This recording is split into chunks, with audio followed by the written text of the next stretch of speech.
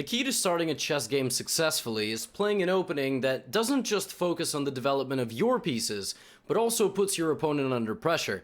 And that's why gambits are perfect for this, because in the beginning, you sacrifice a pawn, sometimes two, sometimes even a full piece like a knight or a bishop, but you get faster development and throw your opponent off their game. That's why, in this video, I'm covering the Danish Gambit. You'll see in the first part of this video that I've included the theory. So we're going to go through some of the variations for you and for your opponent, what the best moves are, what the best chances for your opponent are to counter, and then at the end I've included 3 games that I played live on stream against people slightly stronger than normal. Like usually I play like 12, 13, 1400, a few here were like 16, 1700. So hope you enjoyed. Timestamps in the video player as always. Don't have anything else to say. Keep being awesome. Alright, let's go. First part of this thing, we're going to talk about the Danish Gambit. E4, you got to start with E4. They got to go E5. And like I already said, we're going to talk practicality. Most games of E4 do go E5 if you're a total beginner. Now here, I have a video on the Vienna. I have and there's Knight F3, which is the very classical thing that you can do. I have a video on the Scotch. But we're going to go immediately D4. So a move that doesn't look like it makes any sense, because that's the whole point, right? Black stops this move. And of course, we're going to look at pawn takes first. And later, maybe at the end, we'll talk a little bit about if black doesn't take, but let's say they take. So here is where the gambit comes in. We don't recapture the pawn. Instead, we play the move C3. Now, what this does is it says, take another pawn, please. I'm going to get my knight out, or as you'll see, there is a triple gambit, which gives us a few options. Of course, D takes C3 is the move that you will face the most, but here, we should just pause and say that there's other options. First of all, the 2 main options for black, the 2 most challenging options, one of which I get later, is a move Queen E7. You're very unlikely to face this move unless they also watch this video, because now they'll know what to do. Against Queen E7, immediately putting pressure here, the best thing for white is to take and gambit the central pawn and block the check like this, looking for very quick development, which will target the queen in the center of the board. So something like Bishop B4, you'll see later, I had a game that went exactly like this with the hope of playing Bishop D3. A lot of newer players will not play the move Knight D5 here, although it is the most challenging move and I should report it to you.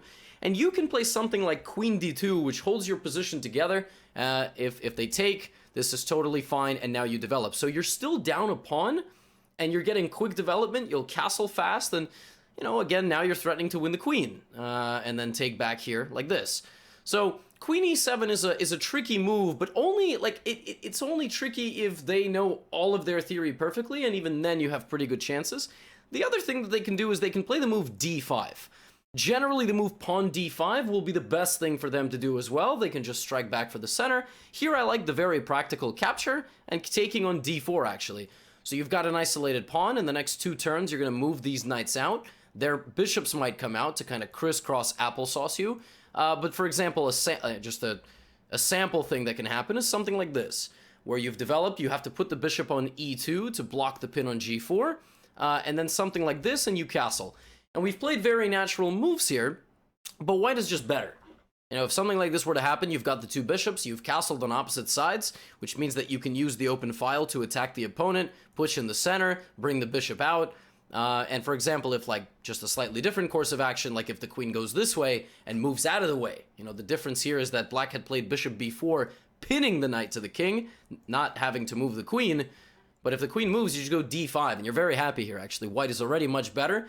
In a lot of these central positions, you just can push the pawn into the middle of the board, as we'll see later. Black can also play the move D3, and what that does is it just forces you to take the pawn back. Here, white is just clearly better after bishop takes. And then you can play C4, put both knights out, or even push another pawn to the center, take as much space as you can, and you just have a nice and pleasant position. Like, white is always a little bit better here. So, if they take, though, which is why we're here, you got 2 choices. Number 1, you can triple gambit. You can play Bishop C4, triple gambit. And if they take on B2, you'll just take. And we'll cover this first. So we're going to cover the triple gambit first, then we'll go back to the main thing that I recommend.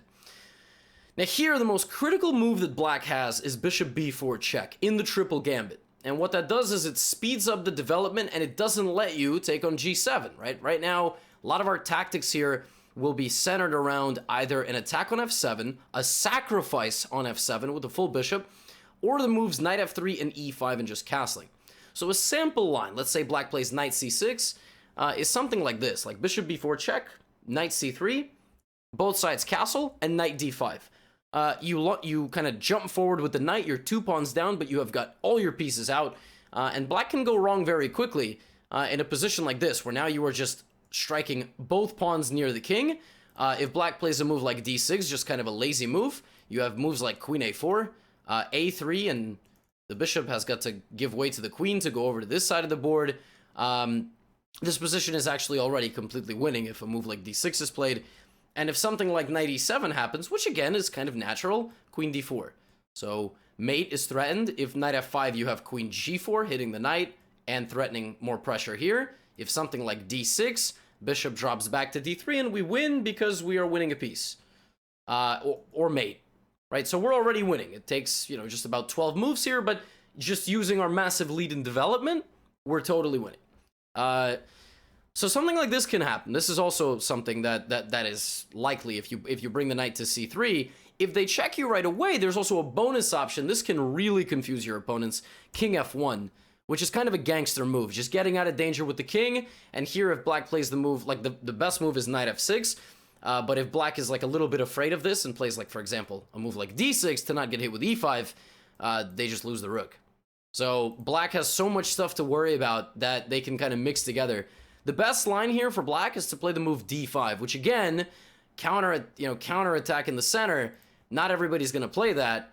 And you can give a check here, for example, c6, and then you can like take. If they take here, you take on g7. It's very bad. The best move for black after bishop b5 is to bring this knight back to d7, which, it's the best move, but who knows if you're gonna face this. You can sacrifice another pawn here and play, for example, bishop takes g7, rook g8, queen h5 check, going for the hunt down of the king. So there's so much poison in this, and like there's traps everywhere. Like this is the most critical move, bishop b4. But if you don't face it, if they play something lazy like bishop c5, again, there's this, right? So then if they play like knight f6, you can just attack the knight immediately, right? Like all of these little things, there's tricks and traps everywhere. Now, of course, if we just go back to not the triple gambit, right? But we just take back on c3 with the knight. The way you learn this is you gotta take a little mental checklist. What does black move, right? Like, where are they putting their bishop? Are they even bringing the bishop out, or are they playing d6? There's different move orders that I've included kind of in the description, as always. So something like, let's say they play knight c6. Okay, bishop c4. If they bring both knights out, knight f3, and then if they develop the bishop, we can play e5. So we're already attacking in the center. They didn't put anything to stop us from doing that. And if the knight moves, we have bishop takes f7. This is the whole point. And queen d5 check. So this bishop on c5 is very loose, because there's these tactics to bring the king out and win back the bishop. White is just doing very well here. Of course, black can also play bishop to b4, and kind of the same thing applies. And once again, this critical move d5 has to be played. If d5 is not played, if instead knight g4 happens, there's still bishop takes f7. You say, why? Because knight g5 check. So the discovered attack on the knight, and this is protected, right? And then, like, let's say king e8, queen g4. We're already hunting. The king is stuck in the center forever because it can't castle. Very good stuff. That's like knight c6, knight f6, and then the bishop moving. There's also like the immediate bishop move. Of course, if the knight moves to f6 right away, then e5 basically wins on the spot. If queen to e7, pinning the pawn, we have queen to e2. Every square is covered by the knight, or from the knight, and now the knight has to go back. I mean, this is just like +3 already for white. Something even like knight f3, bishop g5, and long castle. Black is like, or even bishop f4. Black is totally lost. You just gotta hunt. Get the king out of the way, play knight d5, look for c7, attack. Get the pieces forward. Attack the pieces, attack the squares near the king, right? But there's different ways. Like, there's also bishop to b4. I think I got this in a game later. Bishop c4, knight f6. There's a lot of systems where, rather than allowing e5, black actually plays d6 by themselves. So for example, even here, like black can play d6. You know, d6 is a move. Black can also play something like knight c6 and then d6. So like knight c6, if we play bishop c4, like then d6 to prevent us from going e5. There's other way, you know, there's ways you play here, like knight f3, for example. And then if you play knight f3, knight f6, there's knight g5. There's different lines like this with cool variations like knight e5, right? Bishop drops back. If h6, we have the move f4. It's one of my favorite lines. If take, bishop takes f7, check, deflecting the king from the defense of the queen. And if king e7, we don't trade queens, we just pop our queen out here, and we create this like force field with the queen and the bishop, and it's very difficult to move. This is hanging. Once that hangs, the rook comes to the middle. So we're hunting here in so many different ways with this one. So it depends how black sets up, but none of them like really get black truly out of danger. The main line at this point is to play some sort of early d6, or to even play bishop b4, bishop c4, and then take on c3. Like, according to mainline theory, this is what black should do. Maybe it happens, but even this position is a nightmare because knight out, castles, bishop on a3. So, listen, this is going to put your opponents under some serious pressure. I've put the list of moves in the description. What you should do is put that into any PGN reader. Anything that can, whatever chess website you use, or even an app, there's Chess Viewer, Chess PGN Reader, and scroll through the moves, because what it does is it branches the variations of how you should study this. That's basically all I have for you in terms of theory. Hopefully you enjoy the games. They're a lot of fun. There's a lot of cool tactical patterns, and I actually mess up in one of the games, so you can learn from my mistakes. I wasn't fully aware of the theory when I was testing it out. I just tested it out, and then I had to fill in some of my gaps with the theoretical knowledge. So enjoy. Let me know if there's any openings you want me to cover in the comments, or if you're just enjoying yourself, or post the game that you played, maybe in the Danish Gambit. I'll see you in the next video. Actually, as I finished recording that first part, I remembered that I was going to tell you what to do if they don't take, and I didn't do that. So I apologize. Before we get into the games, we're going to take a quick look at that. I'll just post this in here. It's not going to look very pretty, but I've had a few people play knight c6. And really the best move here is to play pawn takes pawn. If they take with the knight in the center isn't very good, and you can play f4 attacking the knight. So for example, here if queen h4, there's just g3, that's not something you have to fear. So I've had some success doing this, which takes a lot of central space, and then you can put your knights out, your bishops, and the pawns are very nice. At the same time, if you don't want to go this route, well, you can still do this, and then just offer a trade of knights, get your queen out, and then you're pretty happy here, trying to go bishop c4, develop, and even long castle. That's another way. Pushing the pawn is also good just to take the space. I don't really want to do this because the position becomes a little bit closed, you know? And that's not really something that I like. But your other alternative is to play knight f3, and now it's a scotch, and if they take, you can gambit again. So you're kind of going back to our familiar territory. The problem is that here, you know, there's ways like black can play d5, and it's important not to get confused as things look the same and could become the same thing, but confuse you early on. So to make this something that we know, you would go like this. And now this is something that you're familiar with. I've also seen like d6, which I would not recommend trading and then going here, although it is possible. Because queenless middle games are a little hard to navigate, can be very boring. But if you want to go for this, you can like play bishop c4, knight c3, here, long castle, you're very happy, or break with f4. At the same time, like, you can also just try to castle queenside, for example, but most people will take the pawn. If they don't, then sometimes you gotta improvise, and just remember that everything that you should do, you should be trying to pressure your opponent, not just developing your pieces naturally, focusing on yourself. Okay, so we'll play e4, Oak Shadows 1300, and then I might play like a few people who are like 1500, 1700. Guys, please don't spam sub lounge. Please, thank you. So d4, c3. Oh, he's taking both. Wow. Okay, I'm gonna play bishop c4.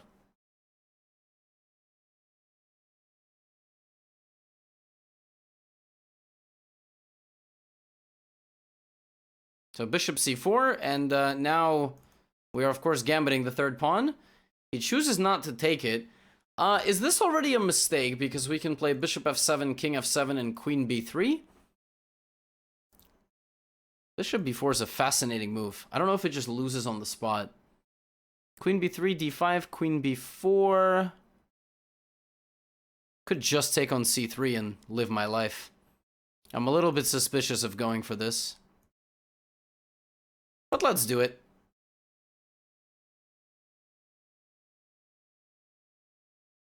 Should you mute the stream? Oh, you're in the chat right now? I mean, you know, you can, it's up to you,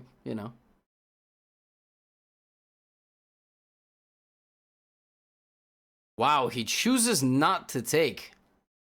Okay, that's actually very creative because he's threatening c2, but I have b takes c3. So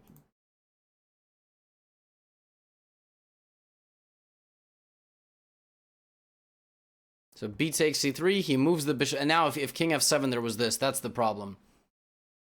So bishop can come all the way back, and he kind of messed up here. I think he should have taken on f7, but in general we see a lot of these ideas in these sorts of positions with the weakness here. Now his king is just stuck in the middle, so I'm going to rush out of the center. So I'm just gonna go here. If he spends more time taking free stuff, I mean, I'm just gonna castle, and since his king, and not to mention there is always this. Okay, so like I said, just castle, get the king out of the way. If anything, taking this just opens up the e-file, so this is like the last thing that he wants. Plus his bishop on a5 is a target, so Mr. Oakshadow could get into a very bad position very quickly. Let's push this pawn forward.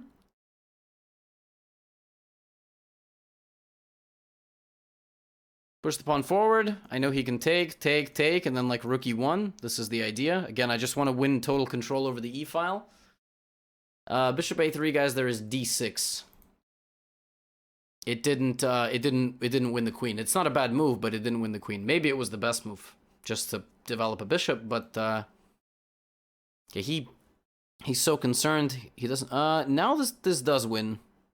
There you go. Now the difference is this is controlled by the pawn. So, yeah. Now we win. Now this guy is 13-12. We are winning on the 10th move. Danish OP. Hold on. We haven't won just yet, but we're about to. It's very bad because my opponent can take and lose his queen, not take and get hit with one of these. It's very bad. So. Yeah, I think tomorrow's YouTube video will be on the Danish Gambit. Or if they're already watching on YouTube now, hi. But yeah, we decided to record a few games on stream. I just have to record the theory part, which I haven't done yet. DC7 is discovered check. D7 check is beautiful. Knight e7 I'm going to promote to a rook. Say hi to yourselves, guys. Yes, of course, we have been. You never formally said hi, so... D7 check is absolutely brutal. Every single square of the king is now covered. I make a second queen, and this is literally take and mate. My pawn mated the entire distance of the board. Long live the e-pawn, baby. Gorgeous. Look at that. This pawn went e4, e5. Look at that. Beautiful. Promoting a pawn in 15 moves. 14 moves. Incredible, huh? You gotta love the Danish Gambit. The Danish Gambit. Nice. That was good. Okay. Next person I want to play. I want to play Nick the Trick. He's like 1600.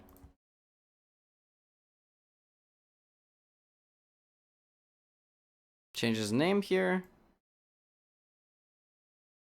Because some folks, the last time I did this on YouTube, people were like 1200. And folks wanted to make sure that this would work at all rating levels, which is understandable. Okay, he plays e6. He's messing up my YouTube recording. I'm very upset. So this will go into the bloopers. Yeah, just play e6. All opponents will resign. Okay, he said sorry, so I think he knows he messed up. I thought he was trolling me. But, please. I thought he was trolling me, which is really funny.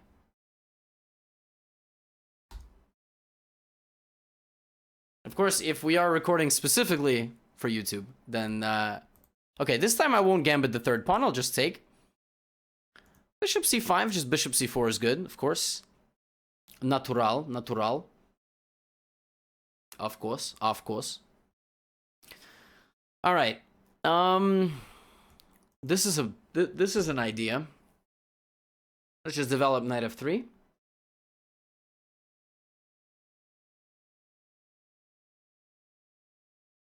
This is another idea. This might have been the moment to play the move queen b3. This might have been the moment, because he would have had to defend himself with his queen, which would have been a little bit unpleasant. Still, this is very good after bishop g5. The main reason being that his bishop isn't able to get back and defend himself. So we sacrifice the pawn here to get very quick development, and we have to know what we're going for. Plays this. I think this is already very good. So is e5. Take. With this, and also long castle, and maybe queen b3 with this. But knight d5 looks like the most... But let's go here. It's either knight d5 or e5, but something here absolutely shredding open the position should be the path to victory. We leave his king in the center. We hit this and this.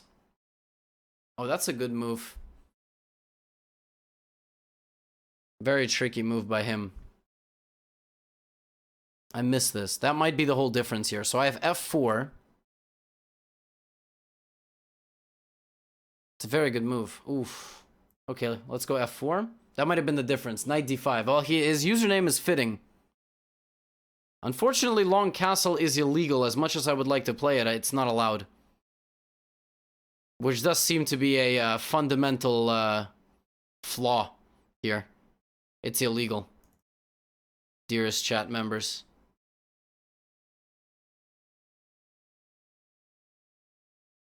Advocating for illegal moves is not good. I would be castling through check. That is the issue. Okay, he plays bishop e6. That wasn't the best move. He could have played knight to d7. So I got a little bit too hostile here. Now, of course, I will castle. What? Okay, something must lose in this position. Look at this. How congested can a guy get, huh? Wait, can I take and take? Is that winning? Take e6. Okay, so this knight has rook and knight facing it. And this knight is not actually guarding it because it's pinned. So if I play bishop e6, rook e6, and okay, this is easy actually. Just bishop e6 and rook d7, and we win. Okay, that was good. We saw through everything, and we were able to. It's a little bit scary there for about a second. Also, knight d7 is very good. Now we just have this, and we're winning. And I can. Oh no, that's no good. But I'll take on g7, and now it's just cleanup. Okay, so we were able to break through anyway, but it's a good game to analyze. I just want to make sure we analyze whether e5 was right or not, because I don't think e5 was right there. I think maybe we had queen b3 a bit earlier. Okay, we just take that. That's... Maybe he resigns now. It's crazy. 17 moves. Yeah. Okay, let's analyze this before we move on to the next one. I'm just very curious. Okay, this was wrong. Rook e8 was brilliant, and here, if he had played knight d7, actually, he's the one playing for the win. So rather than that, what I should have played was... Oh, wow. e5 taken. What did I miss? Oh. Oh. Oh. Oh. Oh. Oh. Oh. Oh, oh, and he can't go here because kablam. Oh my. Oh me, oh my. Oh me, oh my. So I had the right idea, but let's just go back for a second. Queen b3 is also a good move in this position because it's difficult for him to defend his pawn. So for example, if knight h6, of course you take, and white is winning. If queen e7, probably you can even already start doing this, and he can't take. You can give away a pawn with check, Because after something even like bishop e3, position is just terrible. Like, look, queen takes g2, you have bishop c5, queen h1, you have long castle, knight c7 check. Very, very bad position. But bishop c5 is obviously, you know, okay. But yeah, here you have this move e5, knight d5 is also really annoying with this knight under pressure. So, there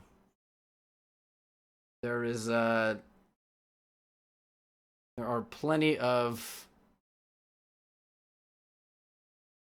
tricks. Plenty of tricks. Okay, let's get one last game. I'll play Bowler CSGO. He's 1800. I feel like he's never been in a video.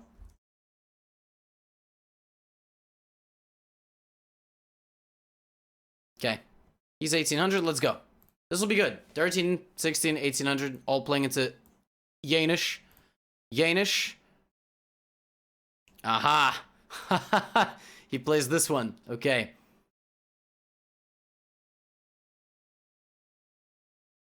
He doesn't deserve it? He doesn't deserve to play? Why is that? Queen e7's a good move. So I'm gambiting this pawn, and I'll play bishop e3 and knight c3.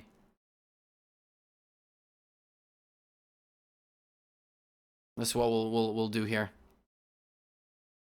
Yeah, he's playing queen e7 because it just got talked about in the chat. That's what's happening here. This guy is very clever. He, you know, we were just talking about the merits of this line, and he's now playing it here himself, so. Yeah, so the higher rated players in the chat were like, queen e7. Ooh, I was really hoping he didn't play this, actually. Okay. It's a game, it's a party.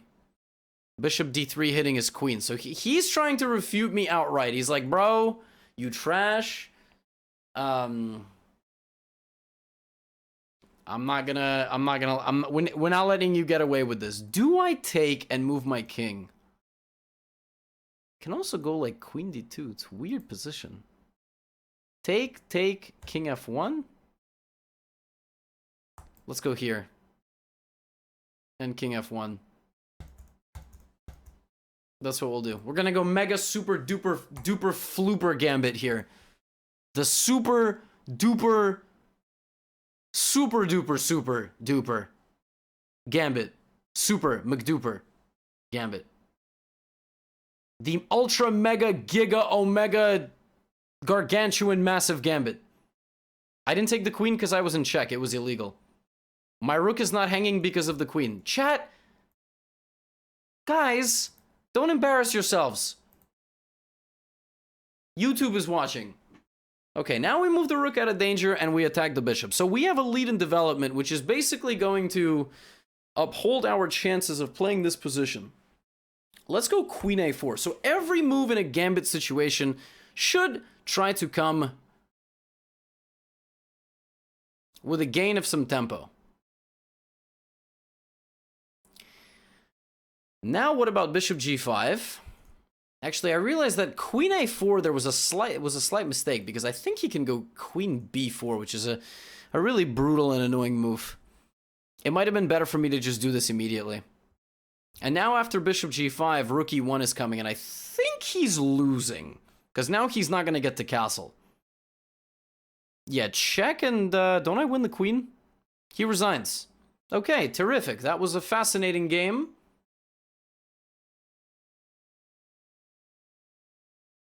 That was a fascinating game.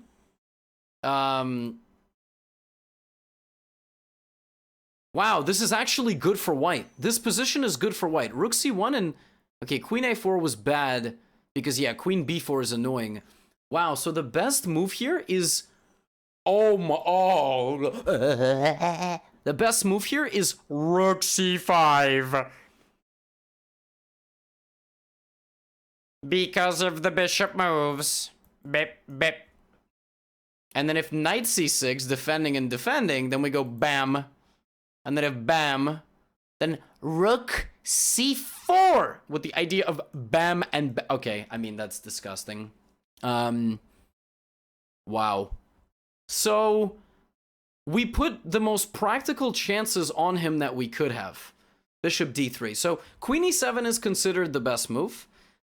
This gambit is considered quite aggressive, and maybe a good way to play it is this and this, and just give a central pawn away. Wow, yeah. Just playing a very calm king f1. The other best move here is h4, apparently.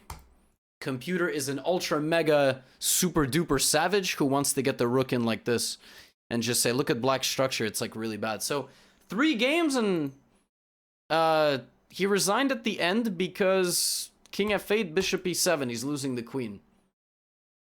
So take, he just didn't want to play a game down a queen. Although this is hardly over, I mean, he needs to get his pieces out. So that was 14 moves. The other game was 17 moves. Okay, this game got aborted. So 46 moves. 3 games won in 46 moves. Total.